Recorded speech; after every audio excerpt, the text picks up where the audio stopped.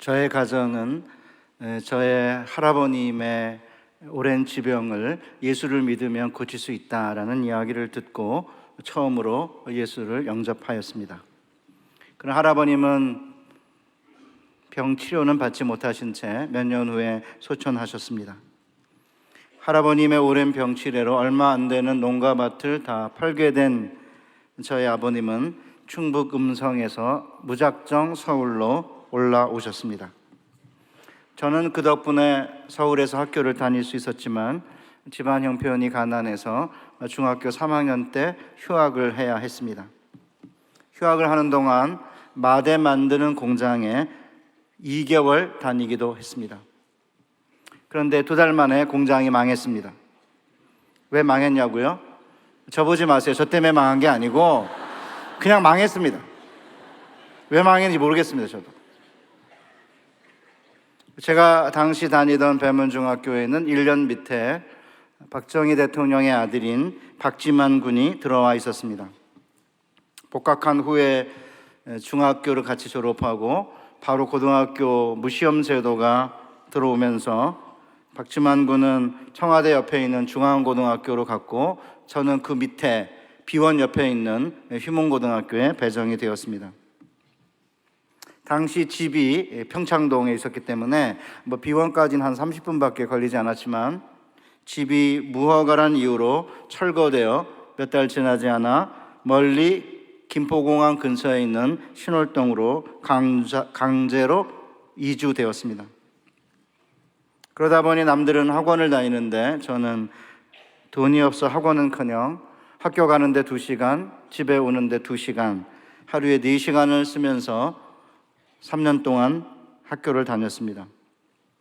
저는 이런 일을 겪으면서 하나님께서 저를 죽이려고 달려드는 적처럼 느껴진 때가 자주 있었습니다.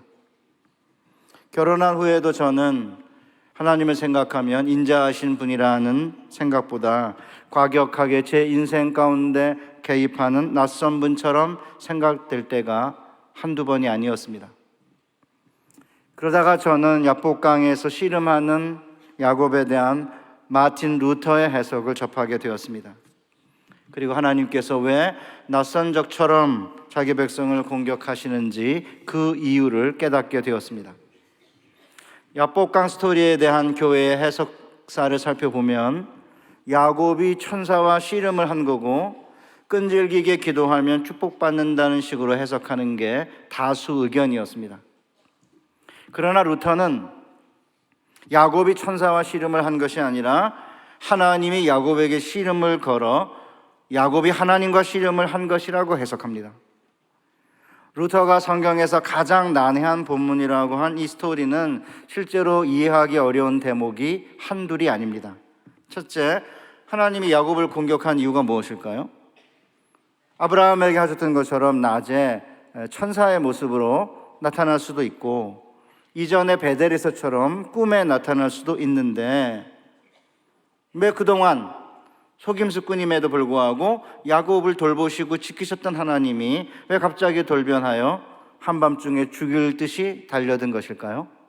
둘째, 하나님이 먼저 야곱을 공격하셨다면 성경 기자는 왜 처음부터 하나님이라고 하지 않고 그저 한 사람이 야곱에게 씨름을 걸었다고 묘사하고 있을까요?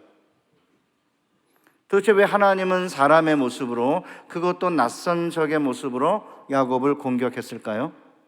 셋째, 하나님이 밤새 씨름을 하면서 야곱을 이기지 못했다고 했는데 과연 신이 밤새도록 씨름해서 인간에게 질 수 있습니까? 나중에 한 번의 손놀림으로 야곱의 환도뼈가 위골된 걸 보면 한 방의 씨름을 끝낼 수도 있을 것 같은데 왜 굳이 밤새도록 씨름을 하도록 야곱에게 허락을 했다가 왜 막판에 환도뼈를 위골시켰을까요? 게다가 하나님이 날이 새려하니 나로 가게 하라 요청하고 있습니다. 도대체 날이 새는 거랑 하나님이 가야 되는 것과는 무슨 연관이 있죠? 유대주의 역사를 보면 유대주의에서는 야곱이 천사와 이제 씨름을 한 것으로 봅니다. 그래서 어떤 이제 유대 학자들은 에서의 수호 천사가 이제 공격을 한 거다 이렇게 해석하는 사람도 있고 어떤 분들은 이 천사가 하나님의 집에서 성가대를 하는 성가대 천사인데 아침에 성가대를 해야 되기 때문에 날이 새기 전에 가야 된다고 했던 거다. 가서 점호를 해야 되니까 뭐 이렇게 해석을 합니다. 그 정도까지는 괜찮은데 최근에 아주 못된 진보적인 자유주의 신학자들은 원래 이게 한밤중에 강을 도강할 때 도강하는 사람을 공격하는 야행성 귀신 이야기인데 이게 이제 이스라엘로 들어와 가지고 주인공을 야곱으로 바꿨다, 이렇게 해석합니다. 진짜 말도 안 되는 소리를 하고 있죠, 신학자라고 하면서. 그다음 네 번째, 궁극적으로는 환도뼈가 위골됐기 때문에 야곱이 패배한 거 아닙니까? 그런데 왜 하나님께서는 내가 하나님과 사람과 더불어 겨루어 이겼다고 하면서 이스라엘이란 이름을 주셨을까요? 게다가 하나님의 얼굴을 보면 살아남을 수가 없는데 왜 야곱은 하나님의 얼굴을 보고도 살아남았다고 이야기하는 걸까요? 이런 의문들을 오늘 하나씩 풀어가면서 우리도 야곱처럼 하나님과 씨름하여 이기고 야곱처럼 축복을 받고 야곱처럼 하나님의 얼굴을 보는 복된 인생 사시기 바랍니다. 사랑하는 교우 여러분, 하나님이 왜 야곱을 공격하셨을까요? 첫 번째 질문부터 풀어보겠습니다. 우리는 우선 이 싸움이 장난이 아님을 인식해야 됩니다. 왜냐하면 성경 기자가 한밤에 한 사람이 야곱과 씨름했다고 했는데 이 씨름하다는 동사는 히브리어로 아바크입니다. 앞에는 긴 아고 뒤에 반은 짧아요. 아바크인데 딱 두 번밖에 안 쓰였습니다. 이 야복강 씨름 사건에만. 그 정확하게 무슨 의미인지 알기가 어렵지만 명사가 아바크, 뒤에 봐도 길어요. 이 아바크는 고운 먼지 이런 뜻입니다. 그래서 이제 학자들은 고운 먼지라고 하는 명사에서 이 아바크란 동사가 나왔다고 보고 결국 직역하면 먼지를 뒤집어 쓰다 라면 아마 씨름한 게 아닐까, 이렇게 해석을 하는 것입니다. 야곱과 먼지를 뒤집어 쓰면서 씨름하는 사람은 다름 아닌 하나님이었습니다. 나중에 야곱이 그 지명을 브니엘 아니면 브누엘, 이렇게 하나님의 얼굴이라고 붙였지 않습니까? 그러니까 하나님인 거죠. 나중에 내가 하나님과 대면하여 보았으나 내 생명이 보존되었다라고 한 걸 보면 하나님이 야곱의 생명까지 위협하면서 씨름을 거셨던 것 같습니다. 사랑하는 교우 여러분, 먼지를 뒤집어 쓰면서 야곱의 생명을 위협하며 씨름하는 하나님의 모습이 상상이 됩니까? 그래서 루터는 이렇게 말했습니다.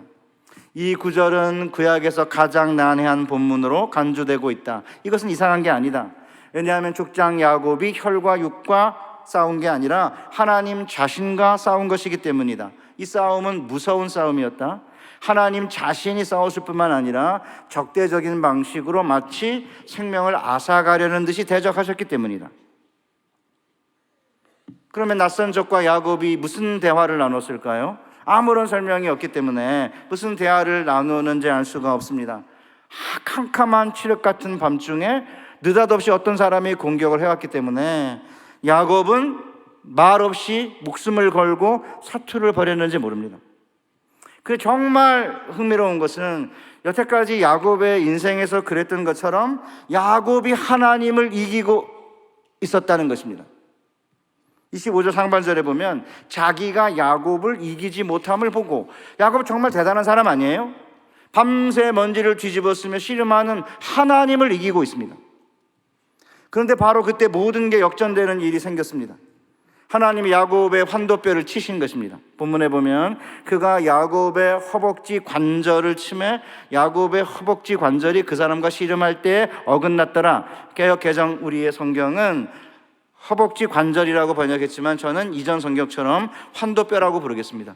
의사 선생님들에 의하면 환도뼈는 골반뼈가 이렇게 있으면 이 장골이라고 그러는데 그 밑에 있는 좌골이 환도뼈라고 합니다. 그런데 이 환도뼈가 위골이 되면 걸을 수는 있지만 절뚝거리며 힘을 쓸 수는 없다고 합니다.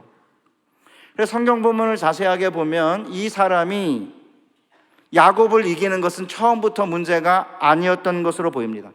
낯선 자는 그저 야곱의 환도뼈를 건드렸을 뿐입니다. 왜냐하면 히브리어로 우리 성경에서 치다라고 번역된 단어가 나가라고 하는 동사인데, 이 스트라이크, 치다라는 의미보다는 터치라는 의미로 해석할 수 있습니다. 왜냐하면 에덴 동산에서 하나님께서 선악을 알게 하는 나무는 먹지도 말고 만지지도 말라라고 했을 때 그 만지다라고 하는 단어가 나가 동사입니다. 아니, 선악과를 이렇게 때리겠습니까? 선악과를 이렇게 만지겠죠. 그러니까 이 낯선 자가 자기가 씨름으로 야곱을 이기지 못함을 보고 환도뼈를 탁 건드린 겁니다. 그러자 환도뼈가 위골되었고 끝내는 야곱은 꼼짝도 못하게 되었습니다. 결국 죽기 살기로 밤새 싸워했던 낯선 사람은 한 번의 손놀림으로 환도뼈를 위골시킬 정도의 강력한 신적 존재였습니다. 우리는 여기서 전체 싸움이 처음부터 이렇게 끝나기로 작정되어 있었다는 느낌을 지울 수가 없습니다. 그래서 어쩌면 밤새 싸우면서 야곱은 죽음의 사자의 얼굴을 느꼈을지도 모릅니다. 그러나 스토리의 전개를 보면 하나님은 야곱을 죽이기 위해 온 적이 아니었습니다. 야곱이 씨름의 손길을 멈추고 하나님 앞에 항복을 하자 오히려 축복하시면서 내가 하나님과 사람과 더불어 겨루어 이겼다고 선언하시지 않았습니까? 결국 하나님은 싸움을 걸고 져주시고 끝내 야곱을 축복하시기 위해 씨름을 거신 것이었습니다. 이를 근거로 루터는 하나님이 때로는 교회를 버리고 적처럼 공격하는 것처럼 보여도 낭망하지 말고 견뎌야 된다고 설교합니다. 한번 들어보시죠. 우리가 교회의 모습을 살펴보면 순수한 말씀과 성례 외에는 아무것도 가진 게 없다. 오히려 우리에겐 수많은 적들이 있다. 왕들, 귀족들, 시민들, 학생들이 적대자들이며 우리가 지니고 다니고 있는 우리의 육신도 우리의 적이다. 우리 가운데 있는 자들이나 식구들에게 조롱을 당하는 것이 우리의 영광이다. 우리의 하나님은 숨겨진 하나님임을 알아야 한다. 교회의 목사들은 경건한 자들과 함께 왕과 제후들의 보호를 받지 못하며 시민들과 농부들의 보호도 받지 못한다. 이것이 당연히 교회의 몫임에도 불구하고 교회는 이미 가지고 있는 권리마저 빼앗기고 있다. 목사들과 경건한 자들이 약탈을 당하고 온갖 악을 당한다. 이 하나님이 우리를 버리고 우리를 내쫓은 것처럼 보인다.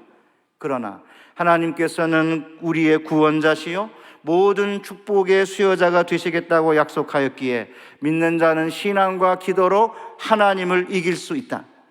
만일 하나님이 네게 씨름을 걸고 너를 죽이고자 하며 자신의 이름과 약속을 감추고 나타난다 하더라도, 그리하여 내가 약해지더라도 강하고 담대하게 말씀을 붙잡아야 한다. 그러면 너는 결국 승리하게 될 것이다. 루터의 글을 읽으면요, 와, 진짜 루터는 대가다라는 느낌을 지울 수가 없습니다. 야곱이 묻잖아요. 당신의 이름이 뭐냐? 안 가르쳐 주잖아요. 그리고 끝내는 죽일 것처럼 달려드는데 결국 하나님이 씨름을 걸고 죽이려고 하고 이름과 약속을 감추고 나타난다 하더라도, 그렇게 돼서 약해진다 하더라도 강하게 담대하게 말씀을 붙잡으면 끝내 승리하고 말 거다. 이 얼마나 놀라운 복음의 말씀입니까? 사랑하는 교회 여러분, 오늘날 교회와 그리스도인들에 대한 세상의 공격이 날로 거세지고 있습니다. 그러나 이럴 때 의기소침하면 안 됩니다.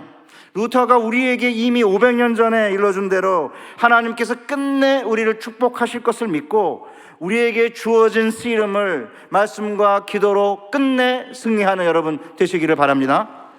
이 두 번째 의문을 풀어보겠습니다.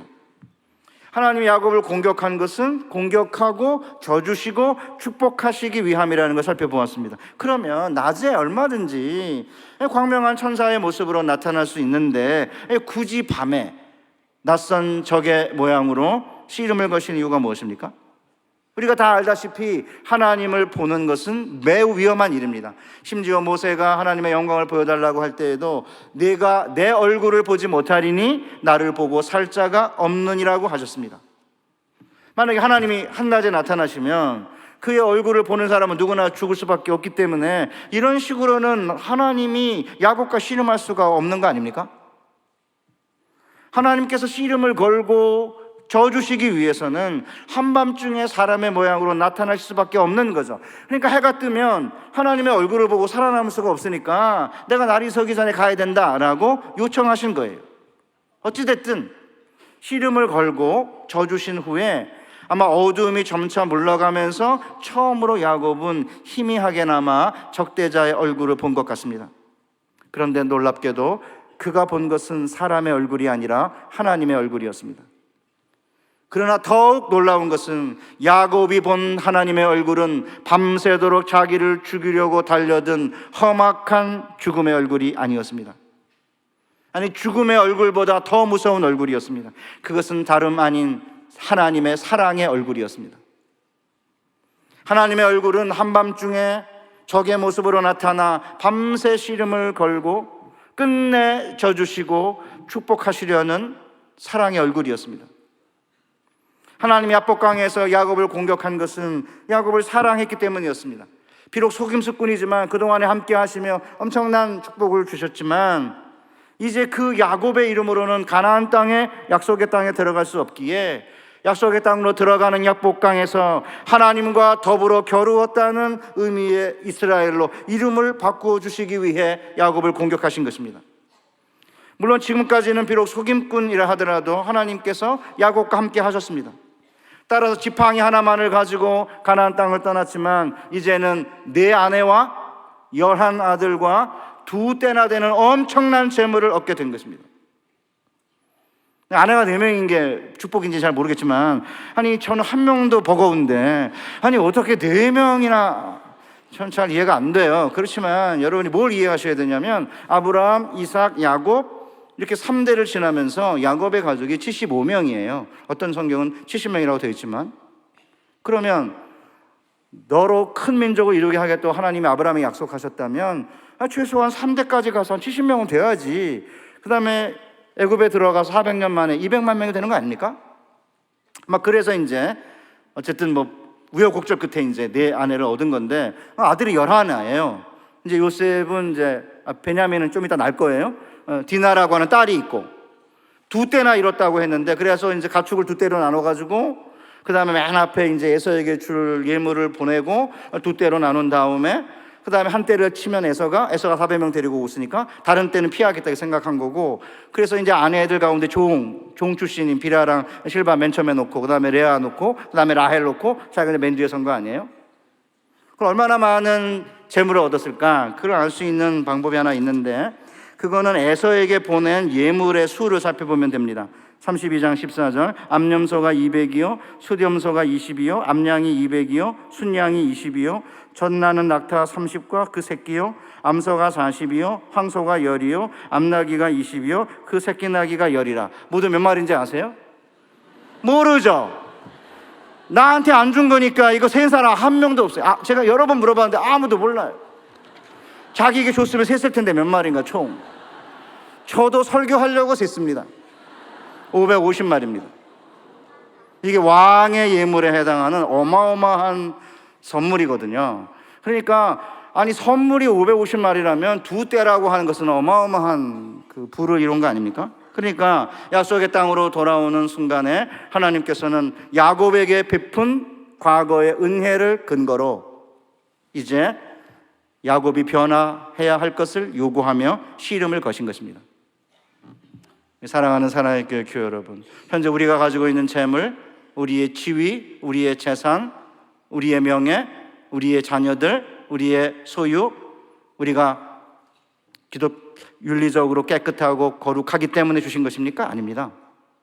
야곱처럼 속임수꾼이지만 복을 받겠다는 열정 하나만을 가지고 사는 그런 야곱 같은 인물이지만 하나님께서 축복하신 다음에 그 축복을 근거로 이제 그렇게 그만 살아라 하며 우리의 삶에 하나님도 씨름을 거시는 것입니다.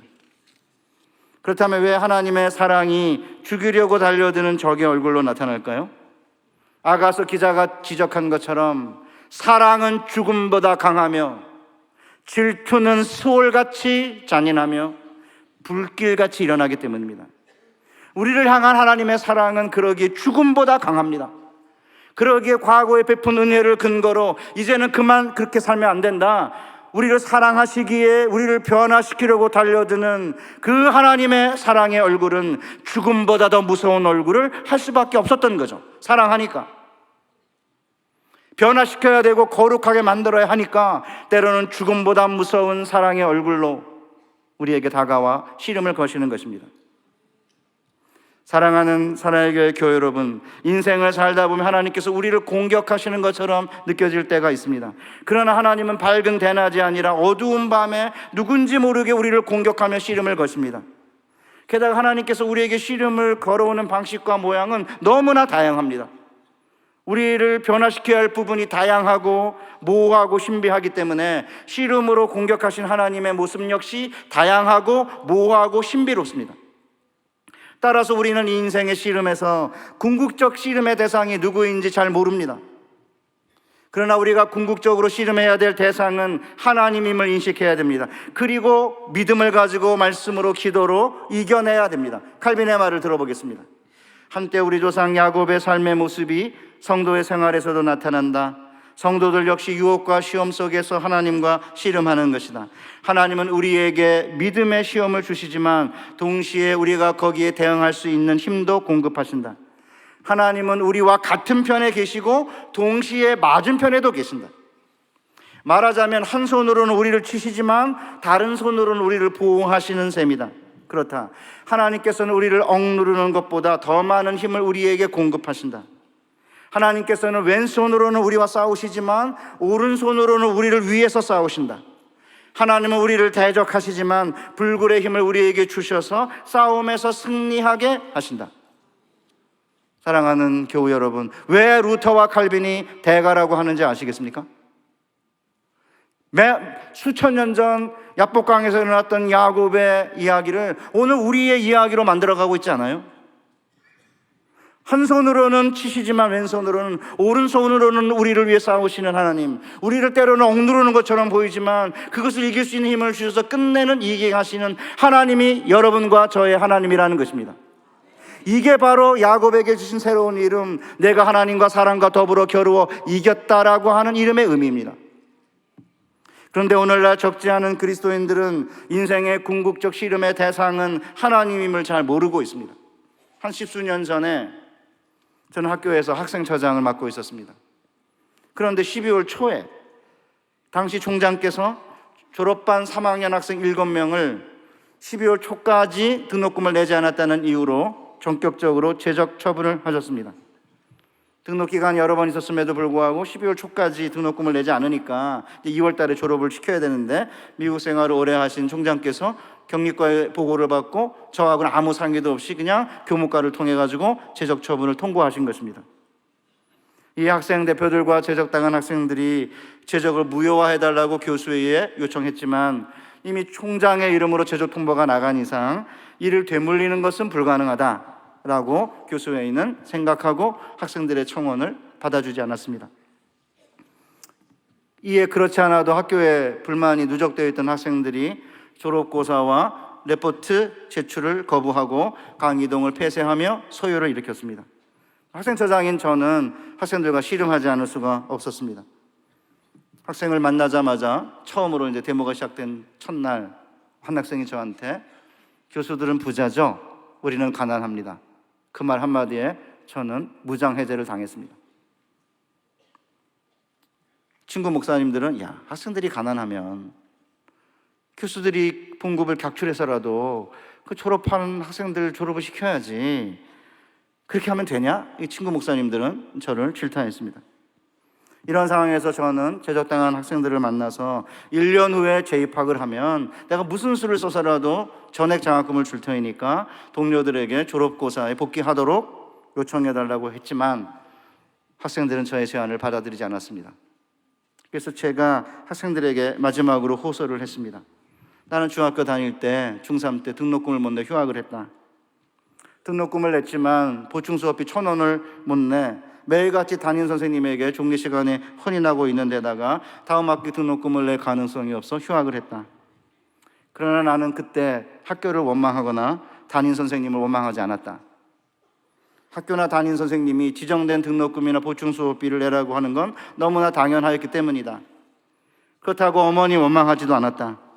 어머님은 정말 열심히 사셨지만 등록금을 대줄 형편이 못 되었다. 물론 아버님이 성실하지 못했기 때문에 미워하는 마음은 있었지만, 정말 미웠지만 아버님에게 한 번도 대들지 않았다.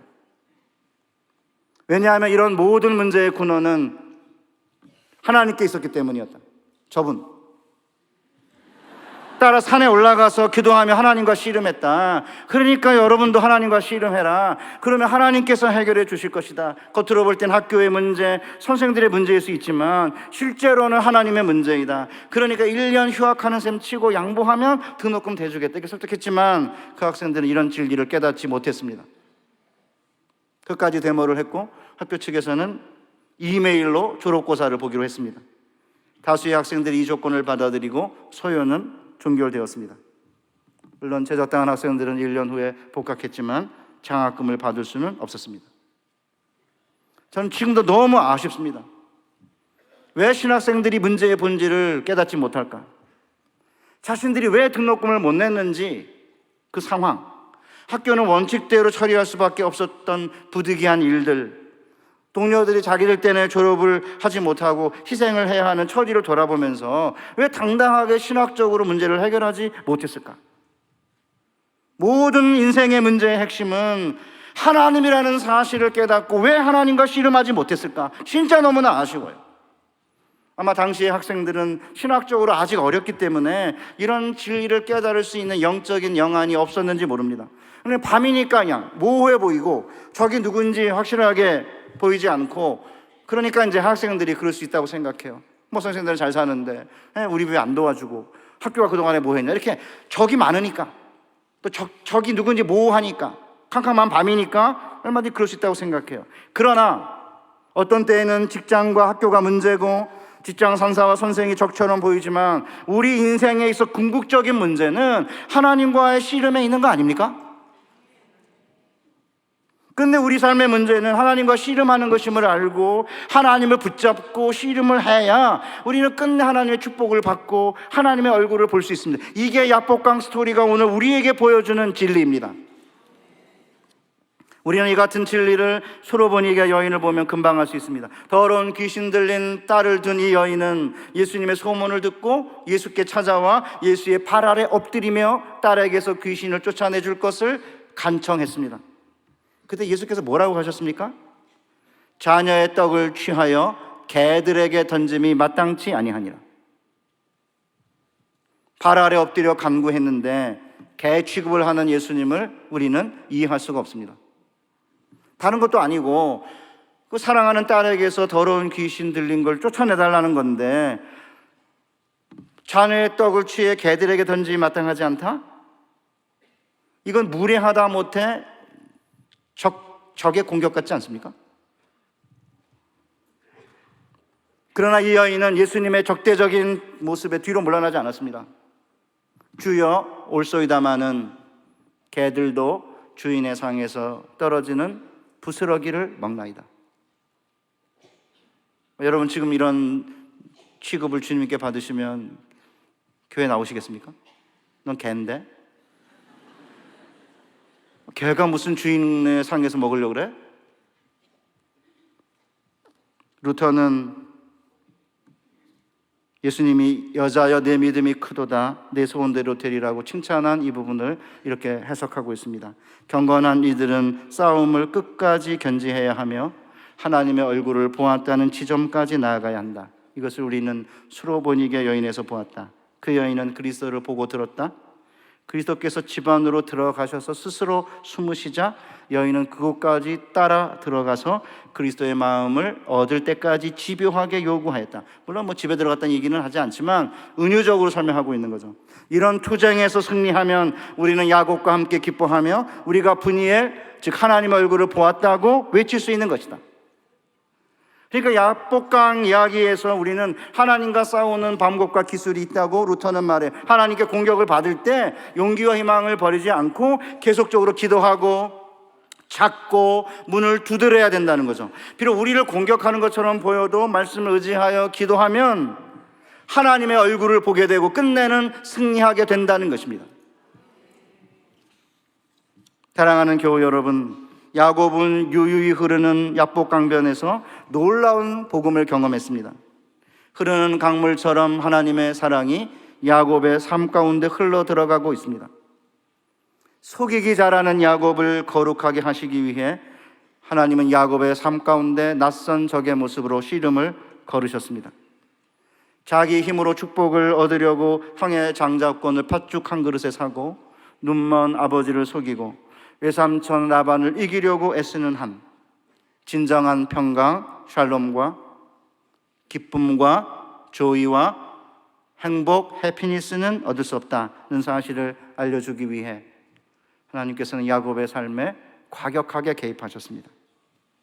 진정한 축복은 낯선 적의 모습으로 공격해오는 하나님과 씨름하다 환도뼈가 위골된 후에 비로소 하나님의 품 안에 안길 때 가능하다는 것을 보여주려고 하나님은 야곱을 공격하고 져주신 것입니다. 나치 수용소에 갇혔다가 살아남았으면서도 그리스도의 사랑과 용서의 복음을 전한 코리텐붐 여사는 이렇게 말했습니다. 씨름하지 말고 품에 안겨라. Don't wrestle, just wrestle.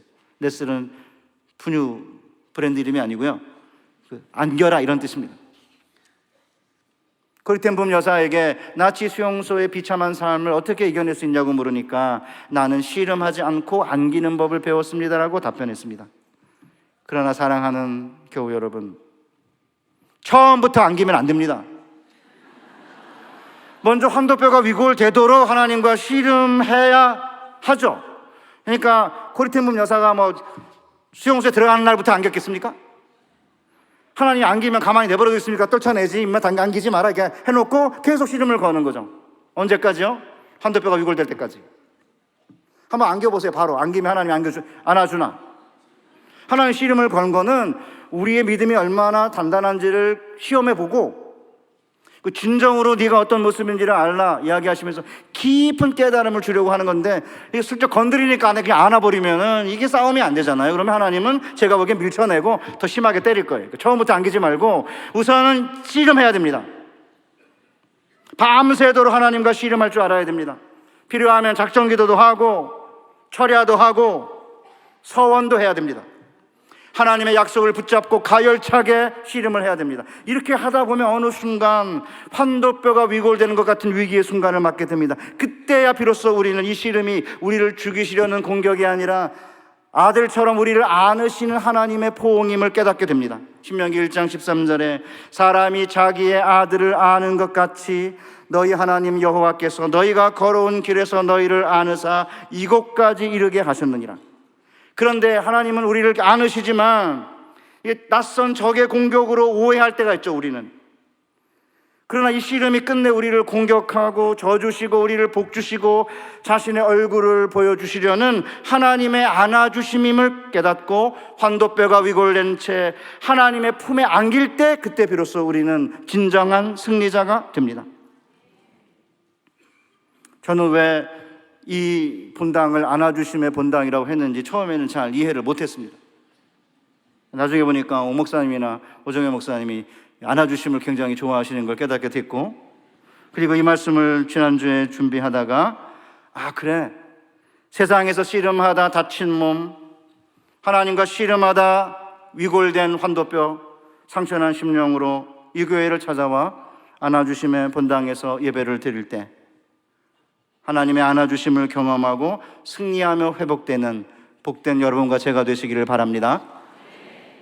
저는 루터의 도움으로 야복강에서 야곱을 공격한 하나님의 신비스러운 이야기를 알게 된 후에 결정적으로 바뀌었습니다. 저를 그토록 힘들게 했던 가난과 질병, 계속되는 고난과 역경이 저를 거룩하게 하시고 변화시키려는 하나님의 사랑에서 나온 것임을 깨닫게 되었습니다. 그렇습니다. 지금도 하나님이 한밤중에 낯선 사람의 모습으로 우리를 공격하는 것처럼 보이지만 실제로 하나님은 우리를 축복하시기 위해 싸움을 거시는 것입니다. 그러기에 낭망하지 않고 하나님이 주신 시련과 유혹을 이겨내면 끝내는 하나님의 얼굴을 볼 수 있습니다. 우리가 평생 싸워 이기려고 했던 바로 그 사람이 어쩌면 낯선 적의 모습으로 나타나 우리를 거룩하게 만드시는 하나님의 얼굴인지 모릅니다. 오랫동안 나를 그렇게 괴롭혔던 바로 그 인간이 어쩌면 우리를 구원해 내시려는 하나님의 사랑의 얼굴인지 모릅니다. 그뿐만이 아닙니다.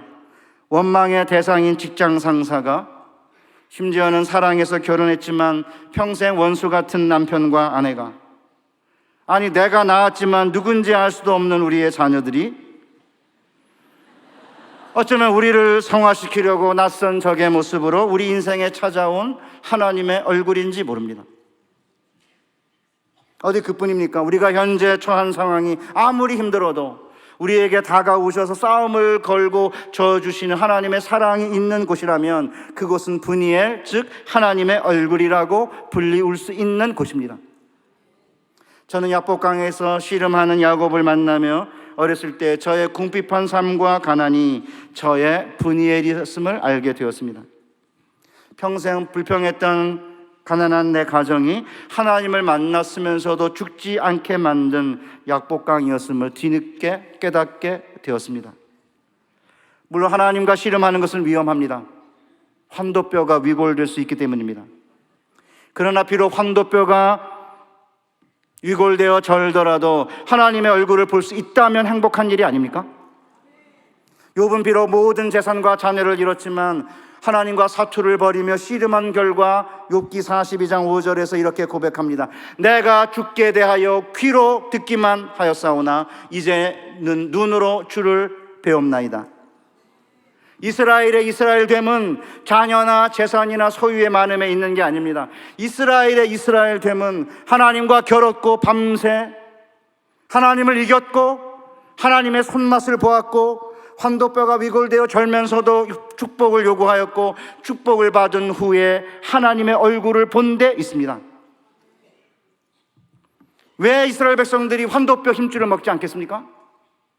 그들은 브니엘이라는 이 지명만 기록하고 있는 게 아니라 그들이 음식을 먹을 때마다 환도뼈 힘줄을 먹지 않음으로써 이스라엘의 이스라엘됨은 하나님과 겨루고 끝내 하나님의 손맛을 보고 환도뼈가 위골되고 끝내는 절면서도 축복을 요청하고 축복을 받은 후에 하나님의 얼굴을 봤다는 사실을 잊지 않기 위해서 그들은 음식을 먹을 때 환도뼈 힘줄을 먹지 않은 거죠.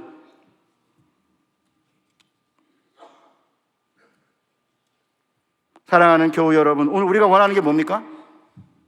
지팡이 하나 가지고 고향을 떠났다가 내 아내와 11 아들과 2대나 되는 엄청난 재산을 가지고 돌아오는 것입니까? 아닙니다. 하나님과 씨름하고, 이 세상 사람들 하나님과 씨름한다는 게 뭔지도 몰라요. 하나님과 씨름하고 하나님의 손맛을 봐서 절지만 하나님과 겨루어 이긴 승리자가 되고 하나님의 얼굴을 보는 거예요. 이것이 우리 그리스도인들이 원하는 거 아닙니까? 야곱은 환도뼈가 위골되어 절고 있었지만 하나님의 얼굴을 보았기에 이 세상에 무서울 게 없었습니다. 그래서 야곱은 비겁하게 가족과 가축 맨 뒤에 숨지 않고 이제 맨 앞으로 나와 에서를 만납니다. 그 전날 밤 하나님과 겨루며 하나님의 얼굴을 보았기에 형의 얼굴이 두렵지 않았습니다. 죽음보다 무서운 얼굴, 하나님의 사랑의 얼굴을 봤는데 뭐가 무섭겠습니다. 이에 내가 형님의 얼굴을 배운 즉 하나님의 얼굴을 배운 것 같사오매라고 말합니다. 우리는 야복강 스토리를 통해 내 삶의 때론 적처럼 과격하게 침투해 들어오시는 하나님을 비로소 이해하게 되었습니다. 겉으로는 우리에게 불리하게 때로는 적처럼 과격하게 공격해온 하나님의 모습이 실제로는 우리를 구원하시고 우리를 변화시키시고 우리를 거룩하게 하시는 목적이 있음을 깨닫게 된 것입니다. 그러기에 우리도 야곱처럼 하나님을 본 것입니다. 이렇게 사람과의 관계가 아니라 하나님과의 관계로 인생의 문제를 씨름할 때 비로소 가난과 질병과 역경과 삶의 고통이 하나님의 얼굴을 볼 수 있는 우리의 브니엘임을 알게 됩니다. 그리고 하나님을 대면하여 보았으나 죽지 않고 오히려 살았다는 말이 무슨 의미인지 경험하게 됩니다. 그렇습니다. 그리스도인들은 하나님을 보았으나 산 사람들입니다. 그리고 앞으로 하늘나라에서 영원히 하나님을 보고 살 축복받은 자들입니다. 요한계시록 22장 3절 이하에 하나님과 그 어린 양의 보좌가 그 가운데 있으리니 그의 종들이 그를 섬기며 그의 얼굴을 볼 터이요 그의 이름도 그들의 이마에 있으리라. 다시 밤이 없겠고 등불과 햇빛이 쓸데없으니 이는 주 하나님이 그들에게 비치심이라. 그들이 세세토록 왕노릇하리로다. 이 놀라운 진리를 가슴에 품고 하나님과 씨름하는 저와 여러분 되시기를 바랍니다. 우리를 공격해오는 적처럼 느껴지는 하나님과 씨름을 벌이다가 환도뼈가 위골되는 부상을 당한다 하더라도 끝내 하나님과 더불어 겨루어 이긴 자, 이스라엘이라는 이름을 부여받고 하나님의 얼굴을 보는 남은 생애 되시기를 주님의 이름으로 축복합니다. 하나님 아버지,